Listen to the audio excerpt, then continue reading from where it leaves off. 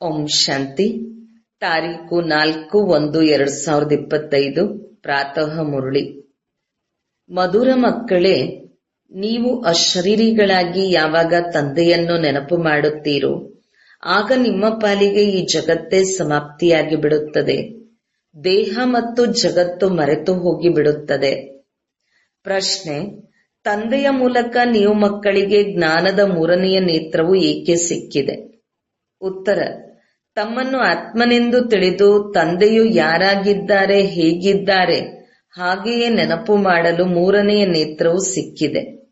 ಆದರೆ ಈ 3ನೆಯ ನೇತ್ರವು ಪೂರ್ಣ ಯೋಗಯುಕ್ತರಾದಾಗ ಕೆಲಸ ಮಾಡುತ್ತದೆ. ಅರ್ಥಾತ್ ಒಬ್ಬ ತಂದೆಯೊಂದಿಗೆ ಸತ್ಯ ಪ್ರೀತಿ ಇದ್ದಾಗ ಯಾರ ನಾಮರೂಪದಲ್ಲಿಯೂ ಸಿಕ್ಕಿ ಹಾಕಿಕೊಂಡಿರಬಾರದು. ಮಾಯೆಯು ಪ್ರೀತಿಯನ್ನು ಇಡುವುದರಲ್ಲಿ ವಿಘ್ನವನ್ನು ಹಾಕುತ್ತದೆ. ಇದರಲ್ಲಿಯೇ ಮಕ್ಕಳು ಮೋಸ ಹೋಗುತ್ತಾರೆ. ಗೀತೆ: ಸತ್ತರೂ ನಿನ್ನ ಮಡಿಲಿನಲ್ಲಿಯೇ. ಓಂ ಶಾಂತಿ. ನೀವು ಬ್ರಾಹ್ಮಣರ ವಿನಃ ಈ ಗೀತೆಯ ಅರ್ಥವನ್ನು ಮತ್ಯಾರೂ ತಿಳಿದುಕೊಳ್ಳಲು ಸಾಧ್ಯವಿಲ್ಲ. ಹೇಗೆ ವೇದ, ಶಾಸ್ತ್ರ ಮುಂತಾದವುಗಳಲ್ಲಿ ಬರೆದಿದ್ದಾರೆ, ಆದರೆ ಏನೆಲ್ಲವನ್ನು ಓದುತ್ತಾರೆಯೋ ಅದರ ಅರ್ಥವನ್ನು ತಿಳಿಯಲು ಸಾಧ್ಯವಿಲ್ಲ. ಆದ್ದರಿಂದ ತಂದೆಯು ತಿಳಿಸುತ್ತಾರೆ, ನಾನು ಬ್ರಹ್ಮರವರ ಮೂಲಕ ಎಲ್ಲ ವೇದಶಾಸ್ತ್ರಗಳ ಸಾರವನ್ನು ತಿಳಿಸಿಕೊಡುತ್ತೇನೆ. ಹಾಗೆಯೇ ಈ ಗೀತೆಗಳ ಅರ್ಥವನ್ನೂ ಸಹ ಯಾರೂ ತಿಳಿದುಕೊಂಡಿಲ್ಲ. ತಂದೆಯೇ ಇದರ ಅರ್ಥವನ್ನು ತಿಳಿಸಿಕೊಡುತ್ತಾರೆ. ಆತ್ಮವು ಯಾವಾಗ ಈ ಶರೀರದಿಂದ ಭಿನ್ನವಾಗುತ್ತದೆಯೋ ಆಗ ಈ ಪ್ರಪಂಚದಿಂದ ಎಲ್ಲ ಸಂಬಂಧವೂ ಕಡಿದು ಹೋಗುತ್ತದೆ. ಗೀತೆಯೂ ಸಹ ಹೇಳುತ್ತದೆ, ತನ್ನನ್ನು ಆತ್ಮನೆಂದು ತಿಳಿದು ಅಶರೀರಿ ತಂದೆಯನ್ನು ನೆನಪು ಮಾಡಿದರೆ ಈ ಪ್ರಪಂಚವೇ ಸಮಾಪ್ತಿಯಾಗಿ ಬಿಡುತ್ತದೆ. ಈ ಶರೀರವು ಭೂಮಿಯ ಮೇಲಿದೆ. ಆತ್ಮವು ಇದರಿಂದ ಬಿಟ್ಟು ಹೋಯಿತೆಂದರೆ ಮತ್ತೆ ಆ ಸಮಯದಲ್ಲಿ ಅದಕ್ಕೆ ಆ ಮನುಷ್ಯ ಸೃಷ್ಟಿಯೇ ಇರುವುದಿಲ್ಲ. ಆತ್ಮವು ಅಶರೀರಿಯಾಗಿ ಬಿಡುತ್ತದೆ. ನಂತರ ಯಾವಾಗ ಶರೀರದಲ್ಲಿ ಮತ್ತೆ ಪ್ರವೇಶವಾಗುತ್ತದೆಯೋ ಆಗ ಪಾತ್ರವು ಪ್ರಾರಂಭವಾಗುತ್ತದೆ. ಮತ್ತೆ ಒಂದು ಶರೀರವನ್ನು ಬಿಟ್ಟು ಮತ್ತೊಂದರಲ್ಲಿ ಪ್ರವೇಶ ಮಾಡುತ್ತದೆ. ಆದರೆ ಹಿಂತಿರುಗಿ ಮಹಾತತ್ವಕ್ಕೆ ಹೋಗುವುದಿಲ್ಲ. ಅದು ಹಾರಿ ಮತ್ತೊಂದು ಶರೀರದಲ್ಲಿ ಹೋಗುತ್ತದೆ.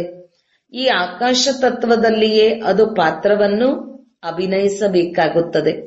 ಮೂಲವತನಕ್ಕೆ ಹೋಗುವುದಿಲ್ಲ. ಯಾವಾಗ ಶರೀರ ಬಿಡುತ್ತದೆ ಎಂದರೆ ಇಲ್ಲಿನ ಕರ್ಮ ಬಂಧನವು ಇರುವುದಿಲ್ಲ. ಆ ಕರ್ಮದ ಬಂಧನವೂ ಇರುವುದಿಲ್ಲ. ಶರೀರದಿಂದಲೇ ಭಿನ್ನವಾಗುತ್ತದೆಯಲ್ಲವೇ? ಮತ್ತೊಂದು ಶರೀರವನ್ನು ಪಡೆದಾಗ ಆ ಕರ್ಮ ಬಂಧನವು ಮತ್ತೆ ಪ್ರಾರಂಭವಾಗುತ್ತದೆ.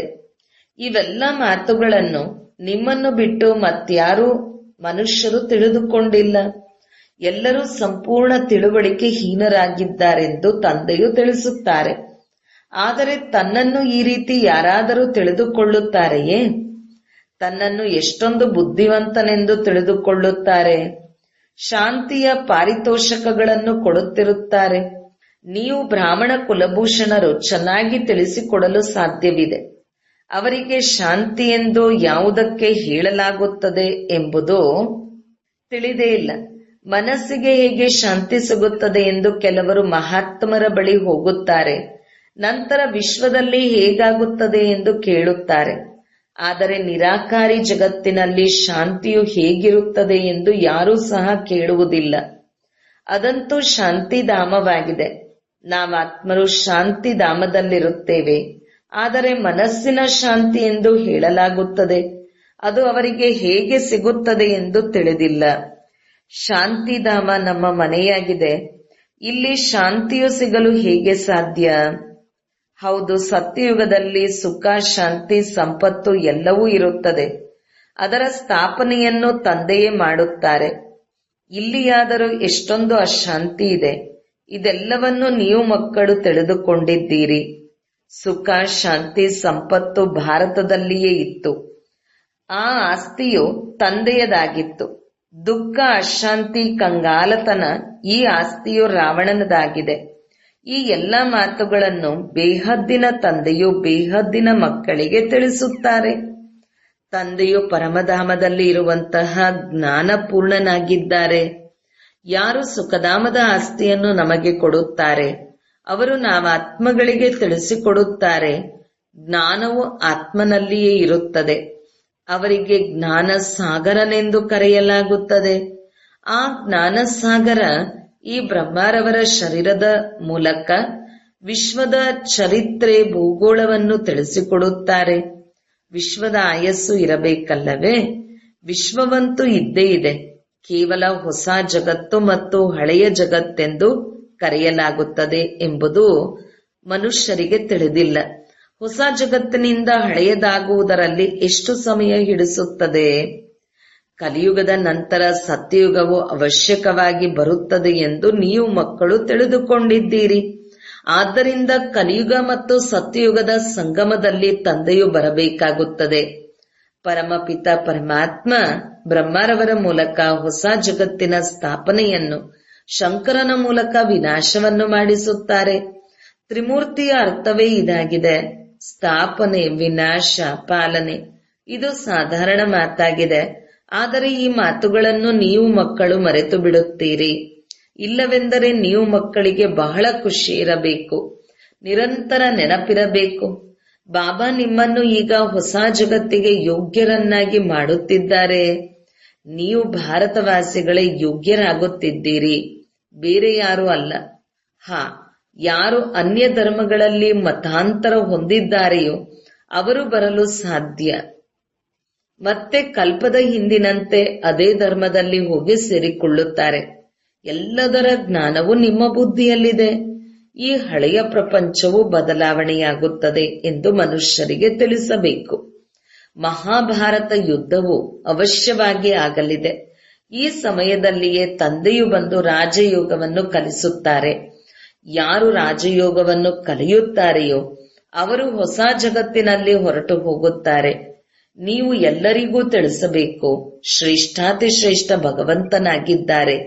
ನಂತರ ಬ್ರಹ್ಮ, ವಿಷ್ಣು, ಶಂಕರರು, ಇಲ್ಲಿ ಜಗದಂಬಾ, ಜಗತ್ಪಿತರು ಮುಖ್ಯವಾಗಿದ್ದಾರೆ. ತಂದೆಯು ಬ್ರಹ್ಮರವರ ತನುವಿನಲ್ಲಿ ಬರುತ್ತಾರೆ. ಪ್ರಜಾಪಿತ ಬ್ರಹ್ಮರವರು ಇಲ್ಲಿಯೇ ಇದ್ದಾರಲ್ಲವೇ? ಬ್ರಹ್ಮರವರ ಮೂಲಕ ಸ್ಥಾಪನೆಯು ಸೂಕ್ಷ್ಮವತನದಲ್ಲಿ ಆಗುವುದಿಲ್ಲ, ಇಲ್ಲಿಯೇ ಆಗುತ್ತದೆ. ಇವರು ವ್ಯಕ್ತದಿಂದ ಅವ್ಯಕ್ತನಾಗುತ್ತಾರೆ. ರಾಜಯೋಗವನ್ನು ಕಲಿತು ವಿಷ್ಣುವಿನ 2 ರೂಪವಾಗುತ್ತಾರೆ. ವಿಶ್ವದ ಚರಿತ್ರೆ ಭೂಗೋಳವನ್ನು ತಿಳಿದುಕೊಳ್ಳಬೇಕಲ್ಲವೇ? ಮನುಷ್ಯರೇ ತಿಳಿದುಕೊಳ್ಳುತ್ತಾರೆ. ವಿಶ್ವದ ಮಾಲೀಕನೇ ವಿಶ್ವದ ಚರಿತ್ರೆ ಭೂಗೋಳವನ್ನು ತಿಳಿಸಿಕೊಡಲು ಸಾಧ್ಯವಿದೆ. ಅವರು ಜ್ಞಾನಪೂರ್ಣರು, ಪುನರ್ಜನ್ಮ ರಹಿತನಾಗಿದ್ದಾರೆ. ಈ ಜ್ಞಾನವು ಯಾರದೇ ಬುದ್ಧಿಯಲ್ಲಿಲ್ಲ. ಪರೀಕ್ಷಿಸುವಂತಹ ಬುದ್ಧಿಯು ಬೇಕಲ್ಲವೇ? ಹೇಗೆ ಸ್ವಲ್ಪ ಬುದ್ಧಿಯಲ್ಲಿ ಕುಳಿತುಕೊಳ್ಳುತ್ತದೆಯೋ ಅಥವಾ ಹಾಗೆಯೇ ಇದ್ದಾರೆಯೋ ಎಂಬುದನ್ನು ನೋಡಬೇಕು. ಒಬ್ಬ ಅಜ್ಮಲ್ ಖಾನ್ ಹೆಸರಾಂತ ವೈದ್ಯನಾಗಿ ಹೋಗಿದ್ದಾರೆ. ಆತನು ನೋಡಿದ ತಕ್ಷಣವೇ ರೋಗವನ್ನು ಪತ್ತೆ ಹಚ್ಚುತ್ತಿದ್ದರು ಎಂದು ಹೇಳುತ್ತಿದ್ದರು. ಈಗ ನೀವು ಮಕ್ಕಳು ಸಹ ಇವರು ಈ ಜ್ಞಾನವನ್ನು ತಿಳಿದುಕೊಳ್ಳಲು ಯೋಗ್ಯರೇ ಅಥವಾ ಇಲ್ಲವೇ ಎಂದು ತಿಳಿದುಕೊಳ್ಳಬೇಕು. ತಂದೆಯು ಮಕ್ಕಳಿಗೆ ಜ್ಞಾನದ 3ನೆಯ ನೇತ್ರವನ್ನು ಕೊಟ್ಟಿದ್ದಾರೆ.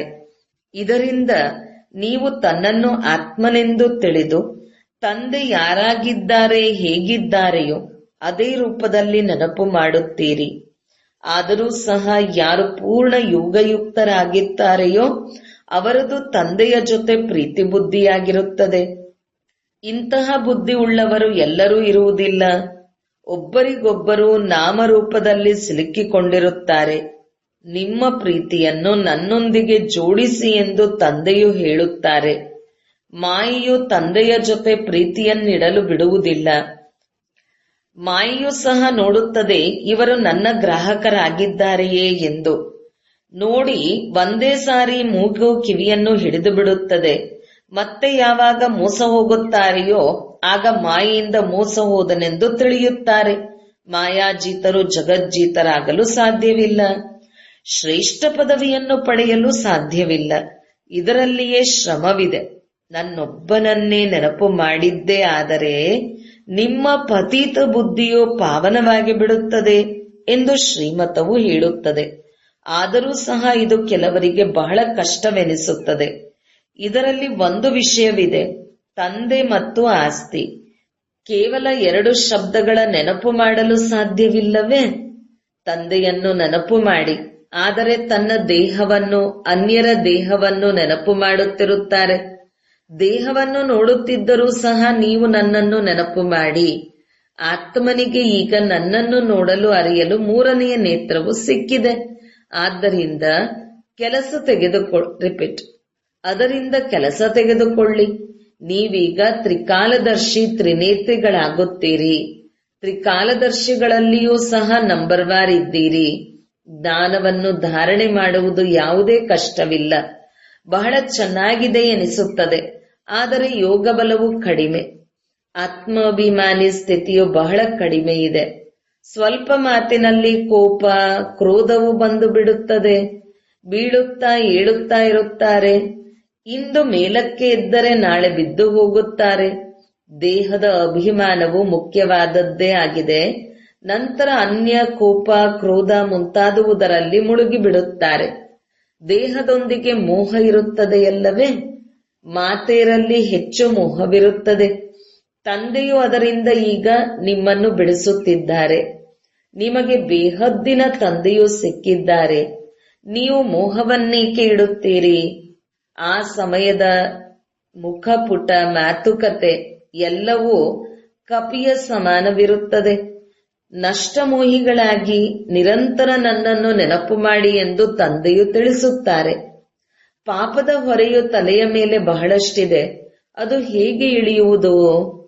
ಆದರೆ ಮಾಯೆಯು ಆ ರೀತಿ ಇದೆ, ಅದು ನೆನಪು ಮಾಡಲು ಬಿಡುವುದೇ ಇಲ್ಲ. ಬಲೆ ಎಷ್ಟೇ ತಲೆ ಕೆಡಿಸಿಕೊಂಡರೂ ಗಳಿಗೆ ಬುದ್ಧಿಯಿಂದ ಹೊರಟು ಹೋಗುತ್ತದೆ. ನಾವು ಅತೀ ಪ್ರೀತಿಯಾದ ತಂದೆಯನ್ನೇ ಮಹಿಮೆ ಮಾಡುತ್ತಿರಬೇಕು ಎಂದು ಎಷ್ಟೊಂದು ಪ್ರಯತ್ನ ಪಡುತ್ತಾರೆ. ಬಾಬಾ ನಿಮ್ಮ ಬಳಿ ಬಂದೇ ಬಿಟ್ಟೆವು ಎಂದು ಹೇಳುತ್ತಾರೆ, ಆದರೆ ಮರೆತು ಬಿಡುತ್ತಾರೆ. ಬುದ್ಧಿಯು ಬೇರೆ ಕಡೆ ಹೋಗುತ್ತಿರುತ್ತದೆ. ಮೊದಲನೆಯ ನಂಬರಿನಲ್ಲಿ ಹೋಗುವಂತಹವರು ಸಹ ಪುರುಷಾರ್ಥಿಯಾಗಿದ್ದಾರಲ್ಲವೇ? ನಾವು ಈಶ್ವರನ ವಿದ್ಯಾರ್ಥಿಗಳಾಗಿದ್ದೇವೆಂಬುದು ಮಕ್ಕಳ ಬುದ್ಧಿಯಲ್ಲಿರಬೇಕು. ಭಗವಾನುವಾಚ, ಗೀತೆಯಲ್ಲಿಯೂ ಇದೆ, ನಾನು ನಿಮ್ಮನ್ನು ರಾಜರುಗಳ ರಾಜನನ್ನಾಗಿ ಮಾಡುತ್ತೇನೆ. ಕೇವಲ ಶಿವನ ಹೆಸರಿಗೆ ಬದಲಾಗಿ ಕೃಷ್ಣನ ಹೆಸರನ್ನು ಹಾಕಿದ್ದಾರೆ. ವಾಸ್ತವದಲ್ಲಿ ಶಿವ ಜಯಂತಿಯನ್ನು ಇಡೀ ವಿಶ್ವದಲ್ಲಿ ಆಚರಿಸಬೇಕು. ಶಿವ ತಂದೆಯು ಎಲ್ಲರನ್ನೂ ದುಃಖದಿಂದ ಮುಕ್ತರನ್ನಾಗಿ ಮಾಡಿ ಮಾರ್ಗದರ್ಶಕನಾಗಿ ಕರೆದುಕೊಂಡು ಹೋಗುತ್ತಾರೆ. ಅವರು ಮುಕ್ತಿದಾತ, ಮಾರ್ಗದರ್ಶಕನಾಗಿದ್ದಾರೆ. ಇದನ್ನು ಎಲ್ಲರೂ ಒಪ್ಪುತ್ತಾರೆ. ಎಲ್ಲರ ಪತೀತ ಪಾವನ ತಂದೆಯಾಗಿದ್ದಾರೆ. ಎಲ್ಲರನ್ನೂ ಶಾಂತಿಧಾಮ, ಸುಖಧಾಮದಲ್ಲಿ ಕರೆದುಕೊಂಡು ಹೋಗುವವರಾಗಿದ್ದಾರೆ. ಅಂದಾಗ ಅವರ ಜಯಂತಿಯನ್ನೇಕೆ ಆಚರಿಸಬಾರದು? ಭಾರತವಾಸಿಗಳೇ ಆಚರಿಸುವುದಿಲ್ಲ. ಆದ್ದರಿಂದ ಭಾರತದ ಗತಿಯು ದುರ್ಗತಿಯಾಗಿದೆ. ಸಾವು ಸಹ ಕೆಟ್ಟ ಗತಿಯಿಂದ ಆಗುತ್ತದೆ. ಈ ರೀತಿಯ ಬಾಂಬುಗಳು ತಯಾರ ಮಾಡುತ್ತಾರೆ. ಅದರಿಂದ ಅನಿಲವು ಹೊರಬಂದಿತೆಂದರೆ ಎಲ್ಲರೂ ಸಮಾಪ್ತಿಯಾಗುತ್ತಾರೆ. ಹೇಗೆ ಕ್ಲೋರೋಫಾರ್ಮ್ ಕೊಟ್ಟ ಹಾಗೆ ಆಗಿಬಿಡುತ್ತದೆ. ಅವರು ಸಹ ಇವೆಲ್ಲವನ್ನೂ ಮಾಡಲೇಬೇಕು.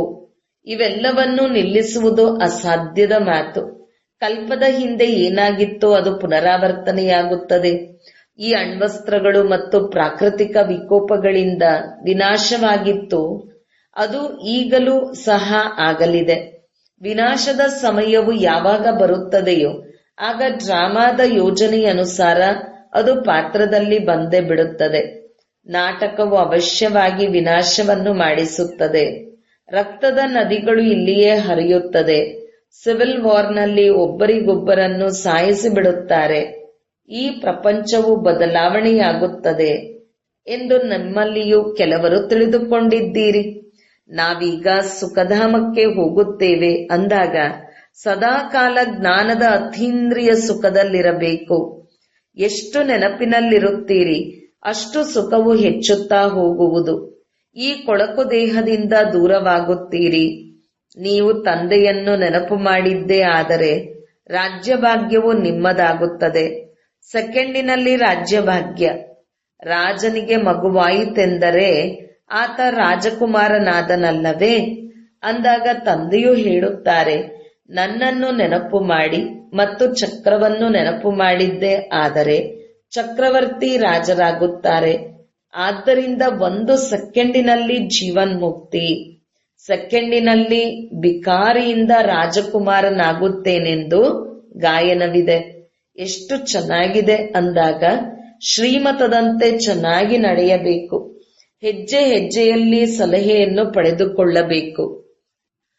ಮಧುರ ಮಕ್ಕಳೇ, ನಿಮಿತ್ತರಾಗಿ ಇದ್ದಿದ್ದೇ ಆದರೆ ಮಮತ್ವವು ಅಳಿಸು ಹೋಗುತ್ತದೆ ಎಂದು ತಂದೆಯು ತಿಳಿಸುತ್ತಾರೆ.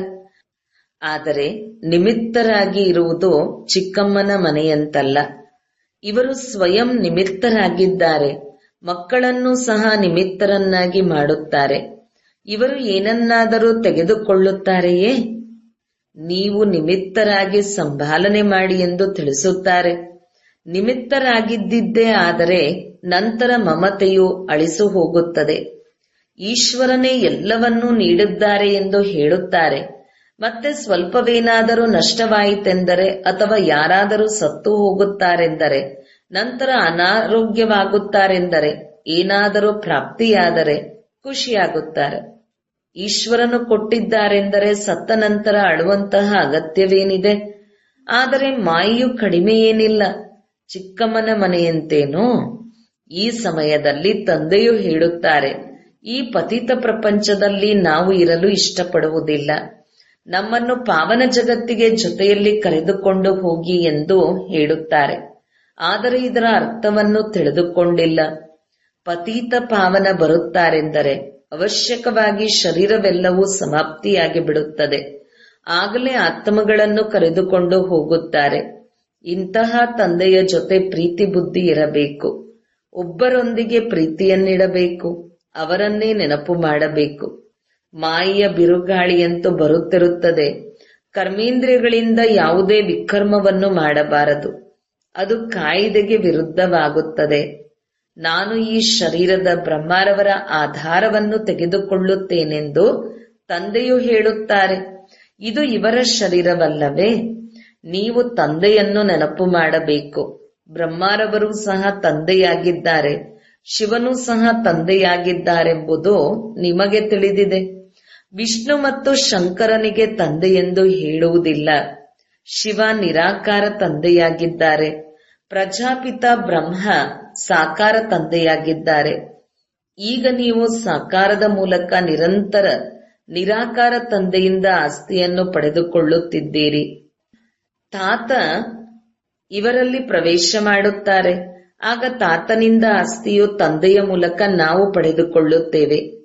ದಾದ ನಿರಾಕಾರ, ತಂದೆ ಸಾಕಾರ. ಇದು ಅದ್ಭುತವಾದ ಹೊಸ ಮಾತಲ್ಲವೇ? ತ್ರಿಮೂರ್ತಿಯನ್ನು ತೋರಿಸುತ್ತಾರೆ, ಆದರೆ ತಿಳಿದುಕೊಂಡಿಲ್ಲ. ಶಿವನನ್ನೇ ತೆಗೆದು ಬಿಟ್ಟಿದ್ದಾರೆ. ತಂದೆಯು ಎಷ್ಟು ಒಳ್ಳೊಳ್ಳೆಯ ಮಾತುಗಳಿಂದ ತಿಳಿಸಿಕೊಡುತ್ತಾರೆ ಅಂದಾಗ ಖುಷಿಯಾಗಬೇಕು. ನಾವು ವಿದ್ಯಾರ್ಥಿಗಳಾಗಿದ್ದೇವೆ. ತಂದೆ ನಮ್ಮ ತಂದೆಯಾಗಿದ್ದಾರೆ, ಶಿಕ್ಷಕ ಸದ್ಗುರುವೂ ಆಗಿದ್ದಾರೆ. ತಂದೆಯು ಈಗ ವಿಶ್ವದ ಚರಿತ್ರೆ ಭೂಗೋಳವನ್ನು ಬೇಹದ್ದಿನ ತಂದೆಯಿಂದ ಕೇಳುತ್ತಿದ್ದೀರಿ. ಮತ್ತೆ ನೀವು ಅನ್ಯರಿಗೂ ಸಹ ಹೇಳುತ್ತಾ ಇರಿ. ಇದು 5000 ವರ್ಷದ ಚಕ್ರವಾಗಿದೆ. ಕಾಲೇಜಿನ ಮಕ್ಕಳಿಗೆ ವಿಶ್ವದ ಚರಿತ್ರೆ ಭೂಗೋಳವನ್ನು ತಿಳಿಸಿಕೊಡಬೇಕು. 84 ಜನ್ಮಗಳ ಏಣಿಯ ಬಗ್ಗೆ, ಭಾರತದ ಏರುವ ಮತ್ತು ಇಳಿಯುವ ಕಲೆ ಹೇಗಾಗುತ್ತದೆ ಇದನ್ನು ತಿಳಿಸಿಕೊಡಬೇಕು. ಸೆಕೆಂಡಿನಲ್ಲಿ ಭಾರತವು ಸ್ವರ್ಗವಾಗಿ ಬಿಡುತ್ತದೆ. ನಂತರ 84 ಜನ್ಮಗಳಲ್ಲಿ ಭಾರತವು ನರಕವಾಗುತ್ತದೆ. ಇದು ಬಹಳ ಸಹಜವಾಗಿ ತಿಳಿದುಕೊಳ್ಳುವ ಮಾತುಗಳಾಗಿವೆ. ಭಾರತವು ಸ್ವರ್ಣಿಮ ಯುಗದಿಂದ ಕಬ್ಬಿಣದ ಯುಗದಲ್ಲಿ ಹೇಗೆ ಬಂದಿದೆ, ಇದನ್ನು ಭಾರತವಾಸಿಗಳಿಗೆ ತಿಳಿಸಿಕೊಡಬೇಕು. ಶಿಕ್ಷಕರಿಗೂ ಸಹ ತಿಳಿಸಿಕೊಡಬೇಕು. ಅದು ಭೌತಿಕ ಜ್ಞಾನ, ಇದು ಆತ್ಮಿಕ ಜ್ಞಾನವಾಗಿದೆ. ಆ ಜ್ಞಾನವನ್ನು ಮನುಷ್ಯರು ತಿಳಿಸುತ್ತಾರೆ.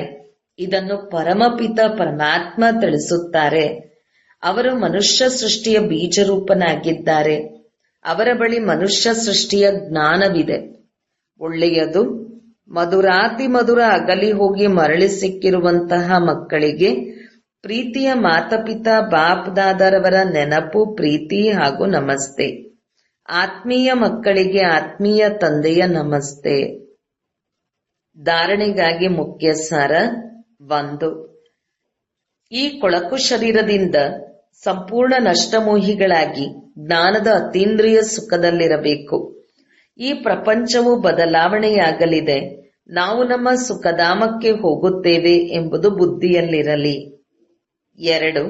ನಿಮಿತ್ತರಾಗಿ ಎಲ್ಲವನ್ನೂ ಸಂಭಾಲನೆ ಮಾಡುತ್ತಾ ತಮ್ಮ ಮಮತೆಯನ್ನು ಅಳಿಸಿ ಹಾಕಬೇಕು. ಒಬ್ಬ ತಂದೆಯ ಜೊತೆ ಸತ್ಯ ಪ್ರೀತಿಯನ್ನಿಡಬೇಕು. ಕರ್ಮೇಂದ್ರಿಯಗಳಿಂದ ಎಂದೂ ಸಹ ವಿಕರ್ಮ ಮಾಡಬಾರದು.